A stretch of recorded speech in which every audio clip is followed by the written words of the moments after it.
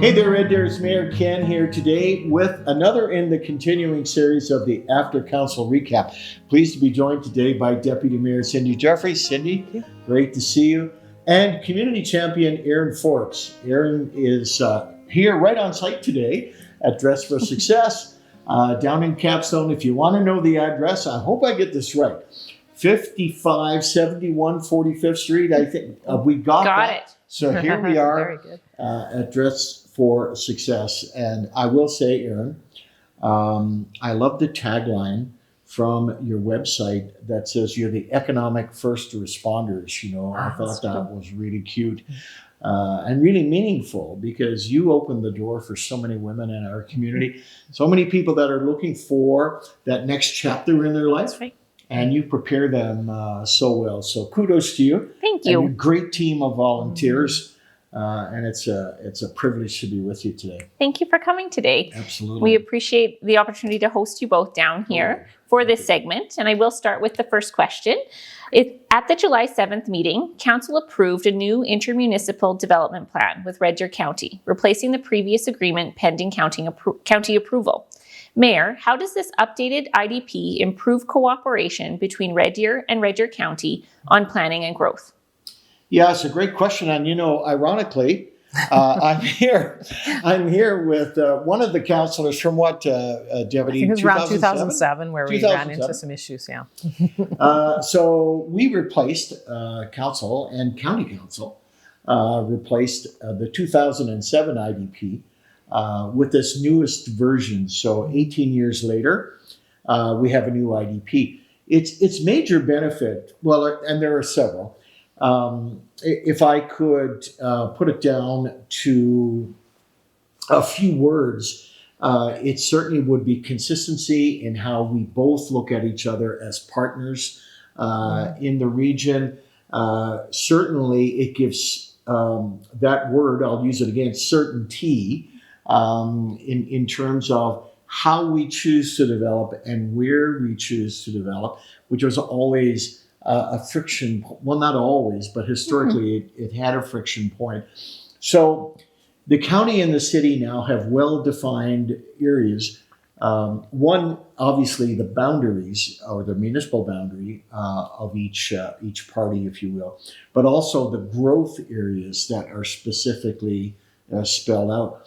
So to people in the development community, to investors and so on, they have a very clear idea of how the county and city are approaching development and where they are approaching development. So it can be quite a dance, if you will, in terms of how that operated in the past. But IDPs give a lot more certainty to how that's going to occur, and I think that's the most exciting part of it. Excellent. And Councillor Jeffries, what benefits do you foresee for residents and developers under this renewed intermunicipal planning framework? Yeah, well, as Mayor Ken had said, I think it's that certainty or predictability on where the city will be growing, where the county will be growing, what land uses are planned for different areas. This particular IDP looks at the city's growth area and actually shrinks it just a little bit because we were overly optimistic in 2007 of where our growth would take us and in what time frame. So this shrinks it a little bit, perhaps provides a bit more certainty or understanding, particularly for those who are in the agricultural realm. So it's a great opportunity, I think, to have some sense of what will be happening in this region over time, recognizing that none of us has a crystal ball. Prior to having an intermunicipal development plan, we had regional planning commissions, and the regional planning commission looked at planning on the regional scale. And so that provided that piece. It was when we got out of having the regional planning commission and didn't have a strong intermunicipal development plan that we ran into issues because there were growth pressures from both sides, from both municipalities wanting to grow and not having that understanding of we both need to grow in order for the region to thrive. And so the intermunicipal development plan to me talks about the importance of the relationship that we have with our neighbors and the importance of staying in touch, even if you don't have friction or disputes.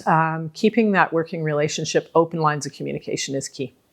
And is this a set renewal schedule that it was on? Yeah, I think the first one lasted for 10 years, and then there was just an update to that, a sign-on, an extension, if you will. Yes. And this one, we've done some revisions to it. For me, one of the exciting pieces of it is, for the first time ever, it includes an Indigenous land acknowledgement, as well as recognizes the Red Deer Indian School and that school site. So starts to anticipate that lens as we go forward in development and building in Central Alberta. Excellent. Yeah, and it's a great question you ask about is it revised or whatever, because as councils get into land use planning and so on, there are issues that'll come now between both areas. Invariably, there always will be. So there exists what's called a regional collaboration committee. But that's a committee, a joint committee of the city and county, and that committee works through these issues and then presents them back to councils for ratification. So it's a good structure for sure. And as Councillor Jeffries was saying, she remembers the days when it was originally put together. It served us well Yeah, it has since as well. 2007, but it certainly was in need of a wholesale revision. So. Excellent. Council received the final report from the Greater Downtown Governance Committee and directed administration to develop an implementation strategy by March 2026. Right. What does this new governance model aim to solve in terms of how downtown Red Deer is currently managed? Is that to me? I'm thinking That's to you, me yes. here. Yes. So, I'd certainly invite people to think of the downtown as quite broad and deep. Before this particular governance committee was struck, we tended to look at the downtown as bordered in what I would call, the business improvement zone or business improvement area, which was a fairly small or smaller area, and the governing body around that the city chose when it was first put together was the Downtown Business Association. So the Downtown Business Association had that particular territory, and so businesses within what I'll call the BIA or Business Improvement Area were directly given voice, and their issues came through, et cetera, to the DBA. That model really no longer serves us well, and Capstone is an example of that. Capstone is growing, It is. and so on, but Capstone is outside the BIA boundary. So is Rail Yards outside the BIA boundary, and certainly areas like Riverlands as well. And we tend, they've morphed into more of a downtown identity. Certainly, as I say, since the younger or earlier days. So this governance committee now will really be composed of a broader representation, a broader area, promoting a more common vision of downtown.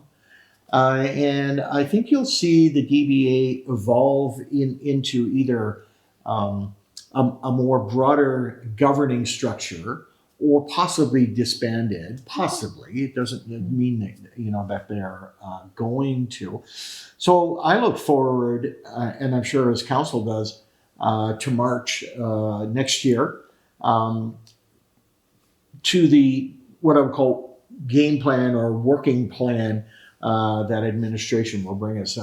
I certainly tip my hat to the many community people, particularly in the downtown, and all the folks that were on this particular committee were downtown businesses, downtown investors, and so on. I tip my hat to those folks that really captured, I think, a greater vision of what downtown could be outside of that smaller BIA area. And certainly thank the DBA for all their work that they've done inside that area, and certainly wish them well now as they try to redefine themselves.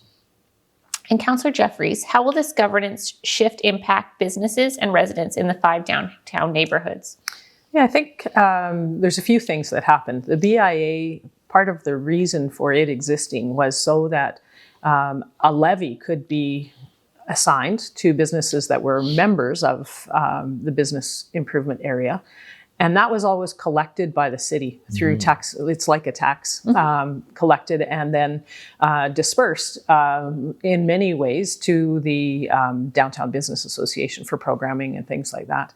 I think in more recent years, we've discovered that the amount of money collected through that levy had shrunk with a few business changes in the downtown core, et cetera, and the region really needing to expand. And it's a legal process to go through to expand that region, so it's not that easy. Businesses have to vote to be included in it.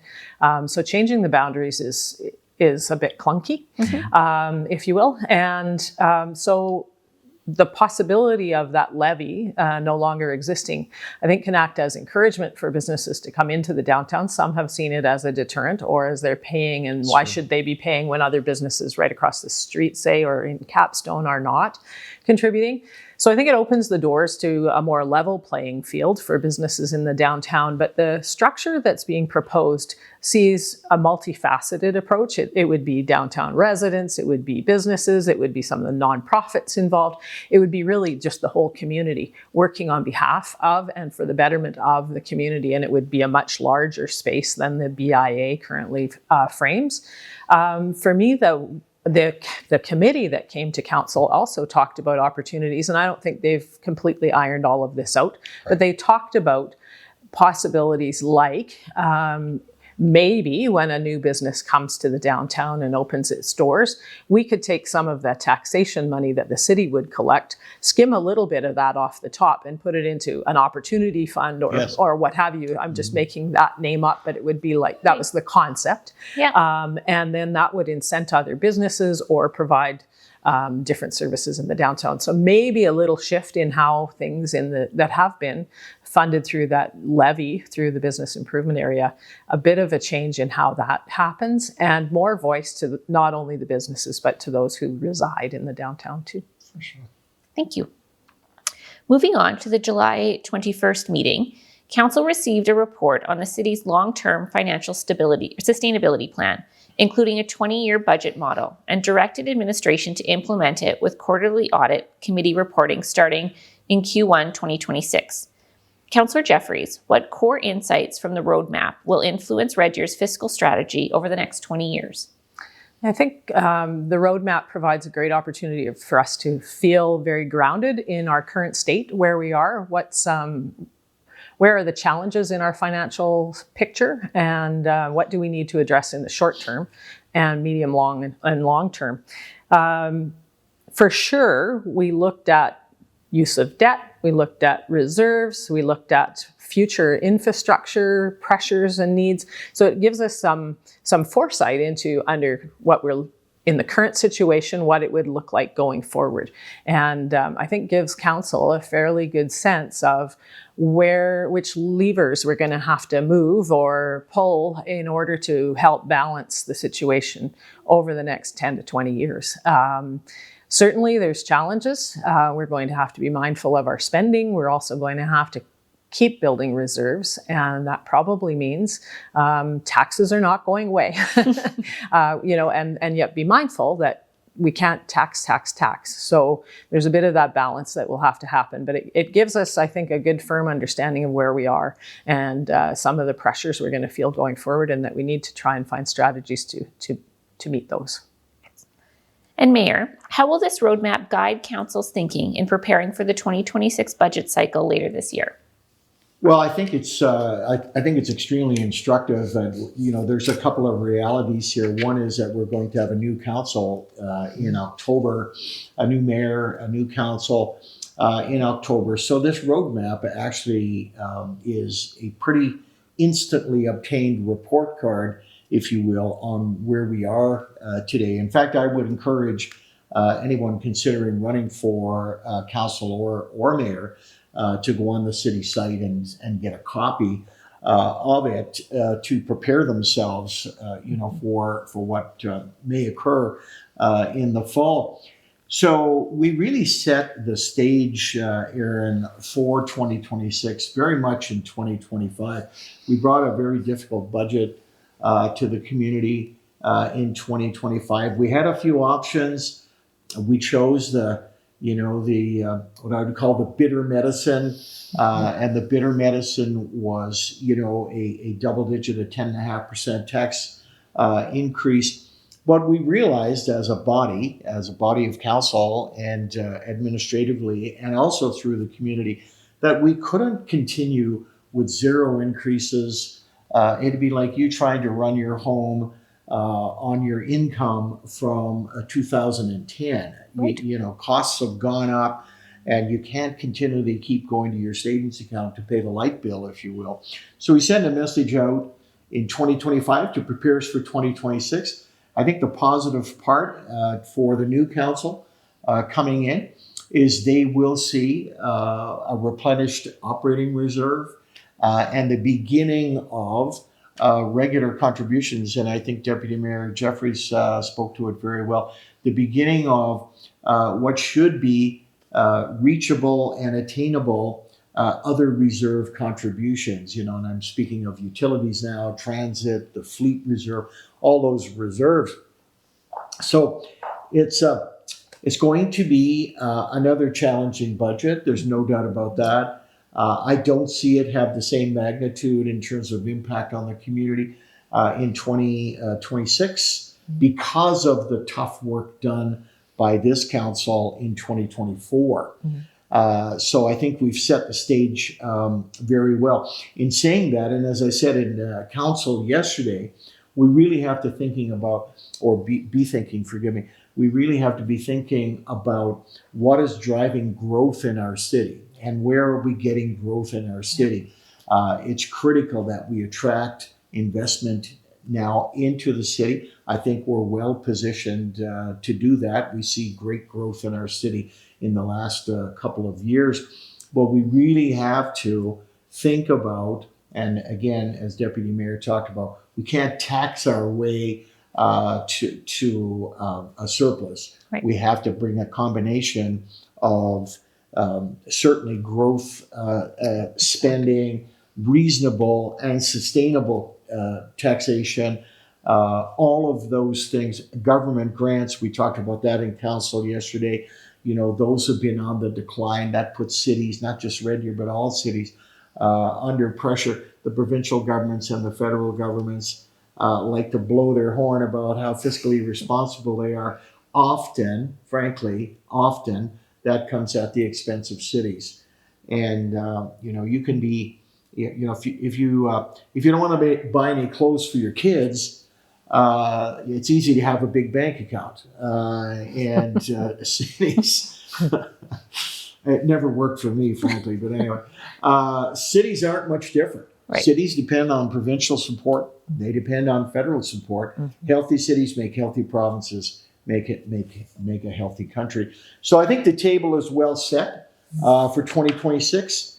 It'll still be a challenging time, but I think the decisions that we made as a council in December of last year set the table for a good budget discussion this year.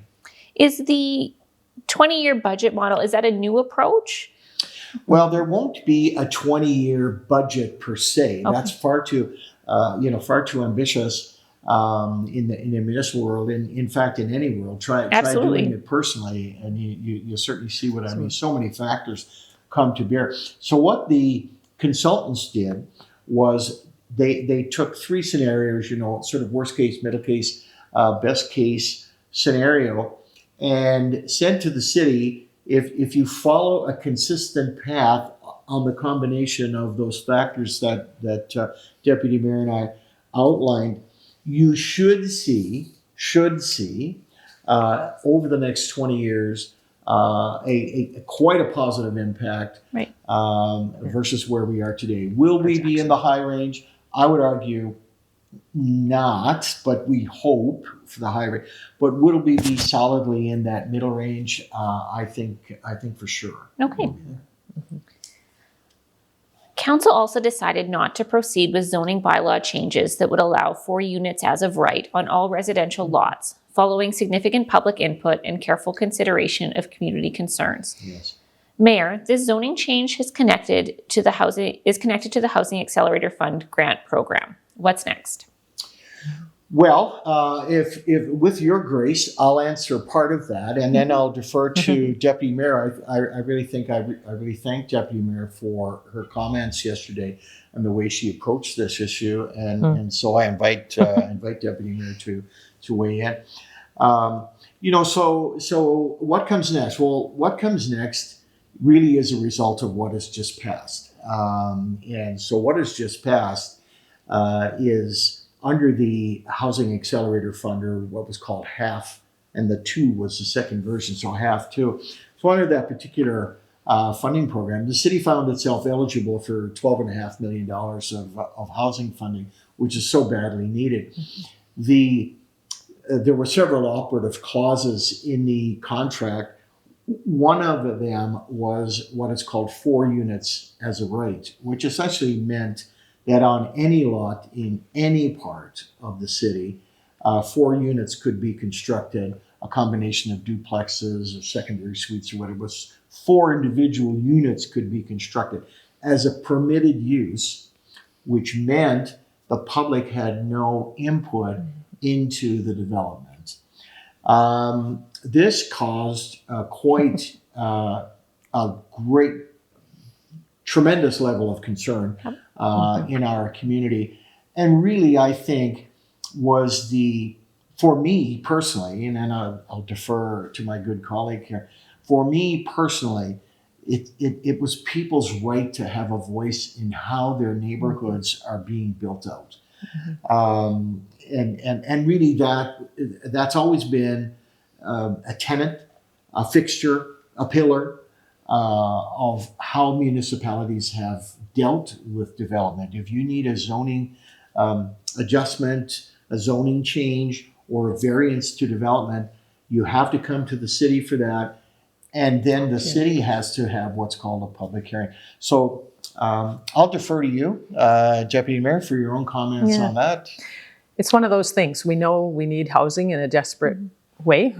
We have very low vacancy rate. We need all types of housing across the spectrum. So to have the opportunity for over $12 million to come to our community, it's very hard to say, wait a minute, we can't do that. We started down the path of trying to see what's the appetite in our city for this type of development. And as Mayor Ken has indicated, we heard very quickly and very strongly that this is not what our community wants at this point in time. We have to remember, it's set up as a national program. And so they're looking at cities like Toronto, Vancouver, Calgary, Edmonton. And so density in those cities, I would argue, is different and is received differently than it is here. And we recognize that. Would we benefit by having higher density in some areas? Absolutely. We know that affordability is a huge piece. And when we increase density a little bit, we can help on that side of things. So there's lots of good reason to look at how we currently build our city in a different way. That said, I think we need to step back and do it in a way that's palatable, that meets the needs of communities and do it well. Design guidelines and standards and maybe modeling what it could look like would be really important to maybe not be met with such high resistance.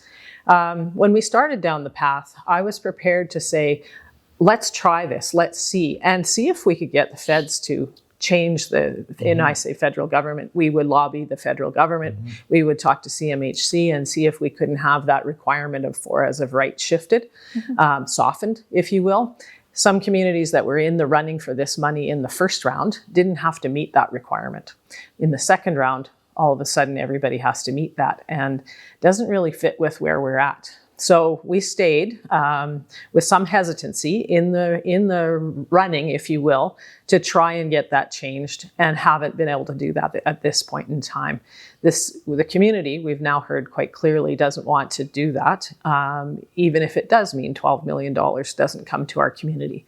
So, and I totally understand that. I wouldn't have supported blanket zoning of 4 as of right if that was the only option. I was putting my eggs in the basket of let's try and change this. Let's see if we can win the money and have our way too. So we haven't managed to do that. I haven't given up hope that that will happen. I think that we have strong voices and there's other communities struggling with the same issue. So maybe that money will come, but it has created a great discussion about how we feel about our communities, how we want them to develop, and what say citizens want to have in their neighborhoods. So you hate to create turmoil, but we certainly heard from neighbors and communities that are very passionate about their communities, and that's never a bad thing. Is the 4 units as of right, would it have applied to new developments and existing open lots? Yeah, everything open Everything. or otherwise. So I happen to live in one of the oldest neighborhoods in Red Deer and could apply to any lot. Someone could buy my house, which has been standing since 1903, and they could buy it and they could implement 4 units as of right on that site. Realistically, the lot could handle it. It's a fairly long lot. Would my neighbors be happy? Absolutely not. So, you know, those things, and we sometimes forget that buying a house is one of the biggest investments we as individuals make or families make and in community. And so we can't let that be lost in the equation either. So as a city, what is next? Do we wait? What happens? Well, you know, thank you for bringing us back to what is next, because historically what led to this, as we were saying, has occurred in the community. So what's next? Well, CMHC was listening in or tuning in to council yesterday, which I was grateful for, that they would take that interest. And we took some pains, if you will, to say to CMHC that the greater good is served by not implementing a clause that takes people's voice away. So personally, I said, look, we have the potential to build 350, 375 plus or minus units here with that $12.5 million. So there are builders that want to go to work. There are great agencies there that can make that money last. The challenge now is to convince CMHC or certainly, you know, put them in a situation where they realize, to Deputy Mayor's point, that Red Deer is not Hamilton, Ontario. Right. You know, Red Deer has older neighborhoods. 1903, I didn't realize this, Deputy Mayor. I really 1903. Whoa, that's out there, and so on. So we have neighborhoods in our city like Parkvale, like Woodley, like Waskesiu, for example. You know, just 3 examples. That they have these large lots from the 1910s, 20s, 30s. You know, that kind of thing. So we are going to get into some, what I call vigorous advocacy discussions now at CMHC. We began that today. The mayor's office is reaching out politically, meaning into the housing ministry, the federal ministry, and of course, utilizing our member parliament here as well to be a voice for us. Administratively, they will be dealing with CMHC. There's a clause in the contract. I mean, maybe we're getting a little technical, but there's a clause in the contract, 7.1. And under 7.1, the words say CMHC may, not will, may choose to discontinue the contract. So we're hoping that may actually means may if there's a good reason why you would want to do that. I would love to, again, personally, love to complete this by the end of my term. Wouldn't that be something? But I think if it goes longer and other people are still in the picture and all those things, if we could get this resolved by, I don't know, dear to September. dream. End of. Yeah, that'd be October 1. I'm thinking, gosh, if we could get it done before the end of the year, it would be terrific. Imagine going into budget 2026 with 12 million housing dollars ready there for us. So, the key part, and we might not have mentioned this today because we talked about it so much yesterday, is that the application our city put forward for the money, we can meet every requirement that we said we would meet in our application without having the blanket zoning. So we're still meeting the outcomes we said we would do. We just don't need that little piece in order to happen. In our application, we talked about 76 units of housing being built in a 4 as of right way. And that would happen could be in various spots in the community. It might work very well near a transit station. It might, there's lots of opportunities. Townhouses, lots of options to make it work and to have it look good and be quite livable and fit within neighborhoods where and when it's possible. But I think we can still do it. And we'll cross our fingers with hope that CMHC bends a little. Yes. One more question on this. Has the precedent been set in any other municipalities Great question. for this? That's a great question. So, HAF 1, or Housing Accelerator Fund 1, first version, Sylvan Lake was successful in obtaining funding. Airdrie was successful in obtaining funding. There were 5 or 6 other locations, but they're more across Alberta, but this is more sort of regional specific here. They don't have to address the 4 units as a right condition. We were approved under HAF 2, as have been several other cities. Some cities, and this again, as Deputy Mayor Jeffries talked about, some cities have been able to successfully negotiate with CMHC. Okay. One of them being Fredericton, New Brunswick. I'd like to take a page out of their playbook in terms of how they did that.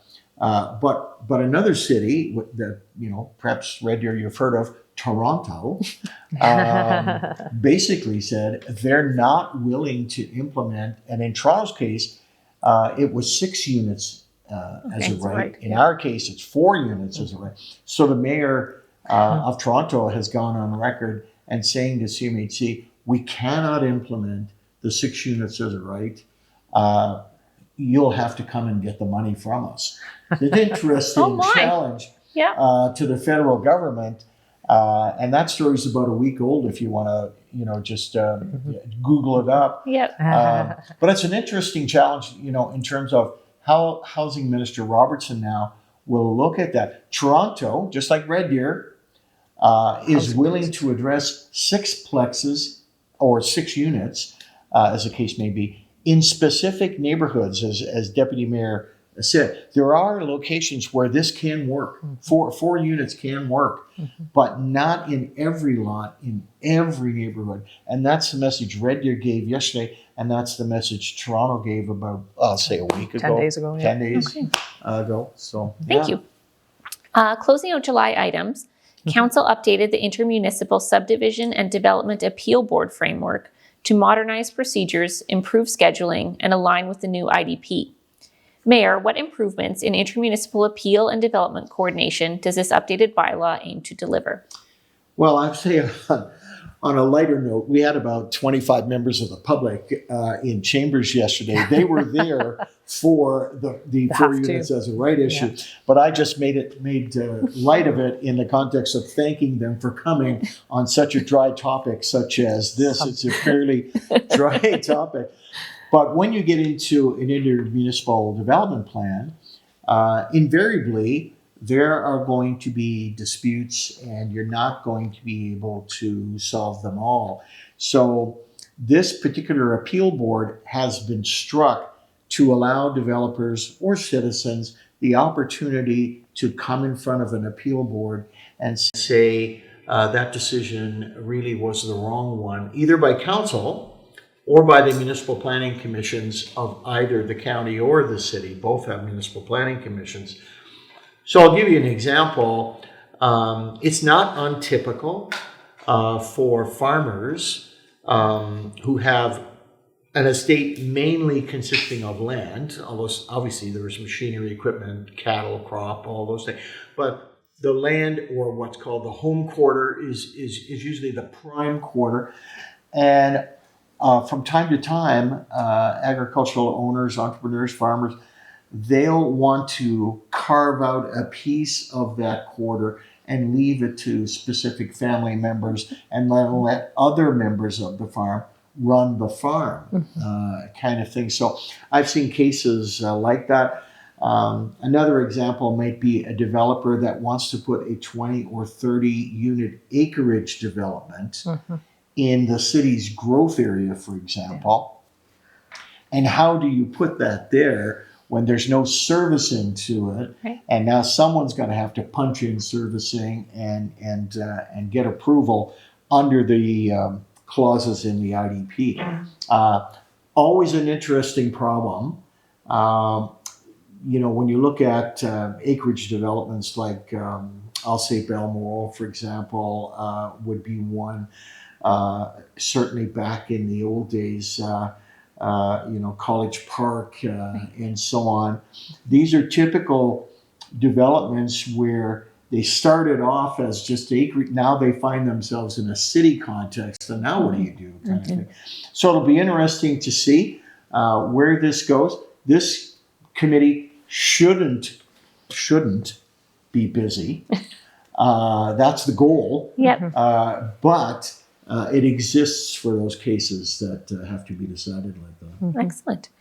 Was there anything else from the July's council meetings that you would like to mention? Well, I'll go to Deputy Mayor if she would like to have something. I'll tag in with a little message here, but Yeah.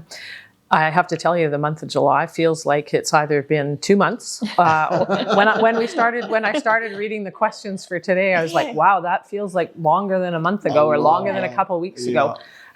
So it's been a busy bit of time, and when you add in Westerner days last week, how many pancake breakfasts were we at? Yes. You hit a lot more than I did. It's a great time to be involved in the city, like as far as activities and getting out into community. Westerner Days always provides a great opportunity for that, and lots of volunteers. And July's been a really good month, a busy month. We take a little bit of a break into August. Council, we have a meeting off, and so we get a lot of work done in June and July. Yeah, we sure do. Thank you for that. And you may be hearing this for the first time, or Red Deer, you may be hearing this for the first time. But I wanted to say that Red Deer has once again, for the fourth consecutive year, been named as Alberta's most active community. Oh, that's excellent. So that's a pretty great honor for our city and all the folks that have contributed to that title. So I wanted to That's exciting. say Great. that and a shout out to Denise Verdeen and the participation team, as well as I think we had 90 community groups that participated this year. We won the national title back in 2022, but we've won the provincial title every year since then. And we just found that out yesterday, but we were embargoed until this morning to talk about it. And so it hit the press today, so I just wanted to mention that's that. excellent. It's very exciting. Well, thank you both for coming in today, and I definitely learned a lot in our discussion. Awesome. We so appreciate you both being here. Thank you. Thanks for I having will us. say, Erin, thank you, and to all the good citizens of Red Deer. Deputy Mayor and I are wearing our empowerment pins today, which you can pick up here at Dress for Success. And again, I'll say, Erin, thank you for the great work you do. Thank you. It's easy to make a difference, Red Deer, in the life of somebody who wants to really go through a new plateau in their life, a new chapter, a new start, an opportunity, and so on. And that's what Dress for Success is all about. Get on their website. Take what I would call the honor of wearing this pin. If I'd worn it on the 15th, I guess I would have been eligible for Mavericks Donuts. You could have gotten an empowerment donut. I could have gotten an empowerment You donut. really needed that with all the pancakes. I certainly did. I certainly did. But it's easy to support the organization, or if you just want to come down here and just to get a tour. Absolutely. Just to get a tour. And there's a lot of partnering businesses, that help with collection Absolutely. of clothes and plastic cleaners, for example. Several others I know that do that. Chatters. And Chatters. for sure. That's great. So thank you once again, Red Deer. This is Mayor Ken signing off, saying see you in a few weeks, and goodbye from Deputy Mayor. Thank you. Thank you. Thanks very much.